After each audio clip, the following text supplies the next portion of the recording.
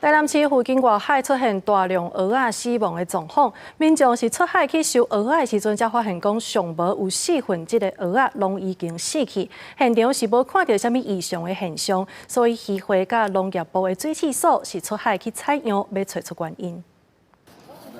蚵仔汤小小一碗来，实在有够赞。不过，产地之一的台南南区附近外海，蚵仔最近虽然变开，包含南区、安平区的蚵坪，上无有4分之一的蚵仔变开，拢变做是空壳。台南市区渔会一日也会同农业部水试所出海采样，找找原因。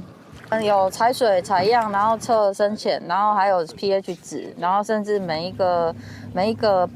区，我们都给他采集了相关的样品过去，要让他们回去采集这样。 不过，伫咧蚵坪无发现到会食蚵仔的蚵类或者是乌鳍，因为蚵仔的鳖壳大部分是伫蚵仔或者是伫咧大的过程当中。不过今年真奇怪的是，蚵仔饲肥了后才鳖开，就渔民认为是安平港伫咧清土沙，才会水质受到污染。那个渔民的理论是说，底泥被这样子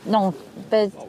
翻过之后，会有那个所谓硫化氢还是说相关的细菌的问题产生，然后导致他们养殖的牡蛎这边会受到影响。但是这个我必须说，这也是推论呐。所以今天早上的话，我们分别有在南区跟安平区等地了进行这些水质的采集，还有简体的一个采集。那后续的话，我们就说希望透过专家学者针对这些情况的部分，帮我们做一些检验希望这个苛刻爆裂的情况可以不要发生附近海域的年产达蚵仔有16亿，目前估计有4分之一拢鳖开死亡。加上进口蚵仔影响，本地饲蚵仔已经挡袂牢。目前相关单位已经采样要找出原因。台南市区渔会也讲，针对蚵农的损失，希望政府会当用专案来补助。记者综合报道。